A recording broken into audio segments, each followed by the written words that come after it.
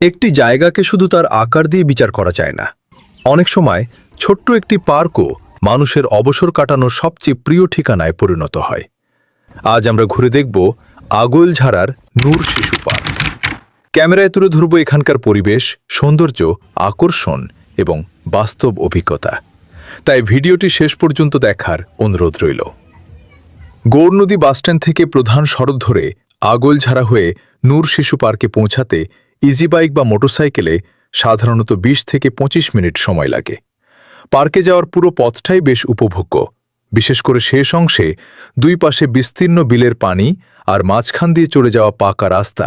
দৃশ্যটি সত্যি চোখ জুড়িয়ে দেয়। মনে হবে যেন পানির বুক চিরে এগিয়ে চলেছেন। প্রকৃতিপ্রেমীদের জন্য এই পথটুকুই যেন ভ্রমণের একটি আলাদা আনন্দ। অবশেষে আমরা পৌঁছে গেলাম আমাদের আজকের মূল গন্তব্য নূর শিশু পার্কে। প্রধান গেট দিয়ে প্রবেশ করতেই সামনে রয়েছে টিকিট কাউন্টার। জনপ্রতি প্রবেশ মূল্য মাত্র 30 টাকা।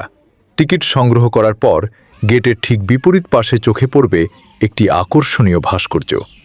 ছোট একটি ঘরের মতো কাঠামোর মধ্যে ঘোড়ার পিঠে বসা এক ব্যক্তির প্রতিকৃতি তৈরি করা হয়েছে, যা দর্শনার্থীদের প্রথমেই দৃষ্টি আকর্ষণ করে।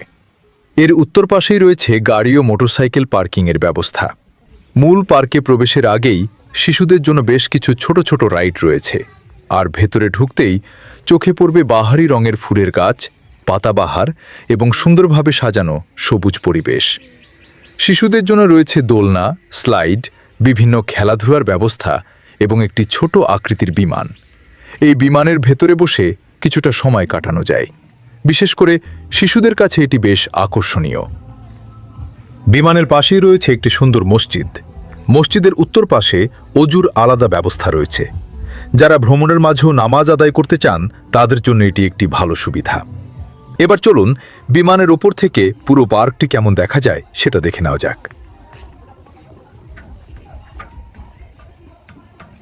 উপরে উঠতেই চারদিকে এক অন্যরকম সৌন্দর্য চোখে পড়ে।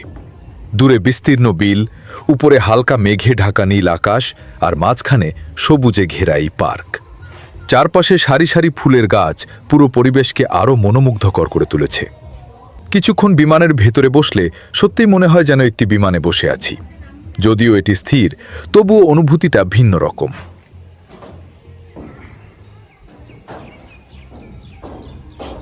এবার আমরা প্রবেশ করলাম পার্কের মূল অংশে। এখানে বিভিন্ন প্রজাতির ফুল ও সৌন্দর্যবর্ধক গাছ লাগানো হয়েছে। শিশুদের জন্য রয়েছে ট্রেন, দোলনা, ঘূর্ণায়মান রাইড সহ আরও নানা ধরনের বিনোদনের ব্যবস্থা। অন্য পাশে রয়েছে একটি রেস্টুরেন্ট। এখানে ফাস্ট ফুড, কোল্ড ড্রিঙ্কস, ফলের জুস সহ বিভিন্ন ধরনের খাবার পাওয়া যায়। পরিবার নিয়ে ঘুরতে এলে এখানে বসে আরাম করে খাবার খাওয়ারও ব্যবস্থা রয়েছে। রেস্টুরেন্টের পাশেই নিচতলায় একটি অফিস কক্ষ রয়েছে। এর ছাদের ওপর সিমেন্ট, পাথর ও মাটি দিয়ে মানুষের একটি বড় অবয়ব তৈরি করা হয়েছে। পুরো অবয়বটি লতাপাতায় মোড়ানো, আর মুখ থেকে অনবরত পানি ঝরে পড়ছে। এর পাশেই রয়েছে কৃত্রিম পাহাড় ও ছোট একটি ঝর্ণা। নিচে ছোট একটি জলাধার রয়েছে, যা দেখতে অনেকটা সুইমিং পুলের মতো। চারপাশে বসার জন্য টেবিল চেয়ার রয়েছে। পরিবার বা বন্ধুদের সঙ্গে বসে গল্প করার জন্য জায়গাটি বেশ আরামদায়ক। এবার আমরা চলে এলাম পার্কের অন্য পাশে। এখানে রয়েছে একটি বড় পুকুর। পুকুরটির ঘাটের উপর রয়েছে 2 তলা বিশিষ্ট একটি পর্যবেক্ষণ প্যাভিলিয়ন, টাইলস দিয়ে সুন্দরভাবে বাঁধানো। পুকুর ঘুরে দেখে উপভোগ করার জন্য চারদিক দিয়ে পাকা ঢালাই রাস্তা নির্মাণ করা হয়েছে এবং রাস্তায় ব্যবহার করা হয়েছে পার্কিং টাইলস। পানির ভেতরে বিভিন্ন অলংকারমূলক ভাস্কর্য রয়েছে। পুকুরের 2 পাশে রয়েছে পানির ফোয়ারা। এটি হলো ঘাটের বাম পাশের পানির ফোয়ারা। মাঝে একটি সাদা ভাস্কর্য দেখা যাচ্ছে। পুকুরের সৌন্দর্যের এটি অন্যতম একটি আকর্ষণ। সব মিলিয়ে পরিবেশটি সত্যিই অসাধারণ। ঘাটেই দেখা যাচ্ছে একটি ছোট বোট। হয়তো কর্মীরা এটিতে করে মাছের পরিচর্যা, খাবার দেয়া, পুকুর পরিষ্কার পরিচ্ছন্নতার কাজে ব্যবহার করে। রেস্টুরেন্টের পিছন দিয়ে পুকুরের কিনারা দিয়ে হেঁটে আসলেই এখানে রয়েছে আরেকটি পানির ফোয়ারা। মাঝে 3টি বক দাঁড়িয়ে আছে এমন একটি ভাস্কর্য রয়েছে। তার ঠিক পাশেই রয়েছে লাল রঙের রঙ্গন ফুল গাছ। থোকায় থোকায় প্রচুর ফুল ফুটে রয়েছে। এই ফোয়ারাটি কিন্তু রেস্টুরেন্টের একদম পাশেই অবস্থিত। প্রকৃতির কাছাকাছি আসলে শরীর, মন সব যেন সতেজ হয়ে যায়। চলুন এবার দিঘির মাঝে অবস্থিত অন্যতম আকর্ষণ এবং দৃষ্টিনন্দন সেতুতে উঠব। এই সেতুটি মূলত লোহার ফ্রেম দিয়ে তৈরি, তবে হাঁটার জন্য সুপারি গাছ, বাঁশ এবং কাঠ ব্যবহার করা হয়েছে। এটি নিঃসন্দেহে এই পার্কের অন্যতম প্রধান আকর্ষণ। মাথার ওপরে বিশাল আকাশ, নিচে শান্ত পানির জলরাশি। হাঁটতে হাঁটতে মনে হয় যেন প্রকৃতির মাঝখানে ভেসে আছি। দিঘির ঠিক মাঝখানে একটি উঁচু বিশ্রামঘর তৈরি করা হয়েছে। এখান থেকে পুরো দিঘির সৌন্দর্য একসঙ্গে উপভোগ করা যায়। এই ঘরটি সিমেন্টে 4টি পিলারের উপর দাঁড়িয়ে আছে এবং চারপাশে লোহার গ্রিল দিয়ে ডিজাইন করা, আর নিচে ফ্লোরে সুন্দর টাইলস করা আছে। কেউ ছবি তুলছেন, কেউ ভিডিও করছেন, আবার কেউ নীরবে দাঁড়িয়ে প্রকৃতির শান্ত পরিবেশ উপভোগ করছেন। ঠিক তখনই চোখে পড়ল এক অসাধারণ দৃশ্য। পার্কের কর্মীরা বড় বস্তা থেকে মাছের খাবার ছিটিয়ে দিচ্ছেন পানিতে, আর মুহূর্তের মধ্যেই শত শত দেশীয় মাছ চারদিক থেকে ছুটে এসে খাবারের জন্য ভিড় জমালে। পানির ওপর একের পর এক ঢেউ উঠছে। বড় মাছ, ছোট মাছ সবাই যেন আনন্দে মেতে উঠেছে।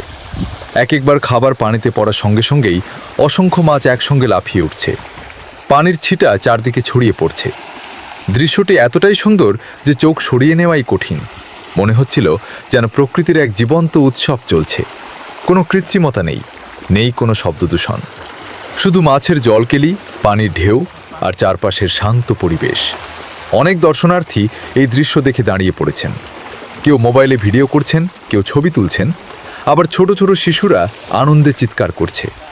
যদি একটু ধৈর্য নিয়ে এখানে দাঁড়িয়ে থাকেন তাহলে বুঝতে পারবেন প্রকৃতির সাধারণ একটি দৃশ্য কতটা অসাধারণ হতে পারে। দিঘির মাঝের বিশ্রাম ঘরে বসে চারপাশের পরিবেশ উপভোগ করার অনুভূতিটাও একেবারেই আলাদা।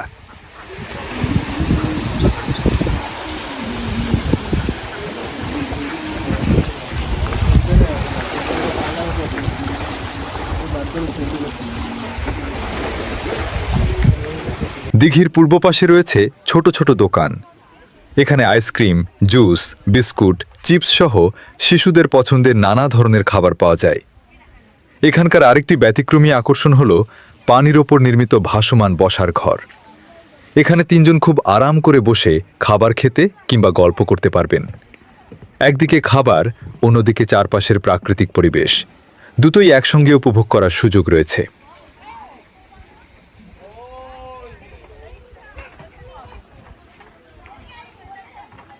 এবার আমরা চলে এলাম দোকানের দক্ষিণ পাশে। এখানে শান্ত পরিবেশে বসার সুন্দর ব্যবস্থা রয়েছে। সোনালী রঙের একটি দম্পতির ভাস্কর্য তৈরি করা হয়েছে, যার মাঝখানে বসার জায়গা রাখা হয়েছে। পাশের বেঞ্চে লেখা রয়েছে প্রখ্যাত কথাসাহিত্যিক হুমায়ুন আহমেদের সেই বিখ্যাত লাইন, যদি মন কাঁদে তুমি চলে এসো।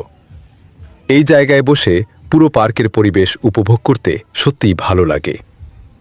এখান থেকে আরও ভেতরে রয়েছে একটি পোল্ট্রি খামার, তবে সেটি জনসাধারণের জন্য উন্মুক্ত নয়।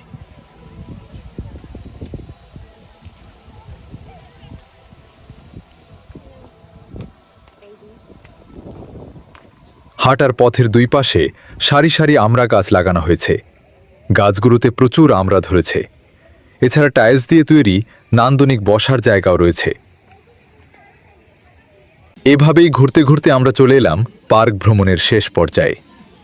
মূল প্রবেশ গেটের উত্তর পাশে রয়েছে শিশুদের ছোট ট্রেন সহ আরও কয়েকটি রাইড। পুরো পার্ক জুড়ে বিভিন্ন প্রজাতির ফলজ, ফুল ও সৌন্দর্যবর্ধক গাছ লাগানো হয়েছে। আমার কাছে এই বিষয়টি সবচেয়ে বেশি ভালো লেগেছে। হাঁটতে হাঁটতে আরও দেখলাম জবা, কাঠগোলাপ, পাতাবাহার সহ নানা ধরনের গাছ। এমনকি কলা গাছের মতো দেখতে পাম অয়েল গাছও রয়েছে, যা অনেকের কাছেই নতুন অভিজ্ঞতা হতে পারে।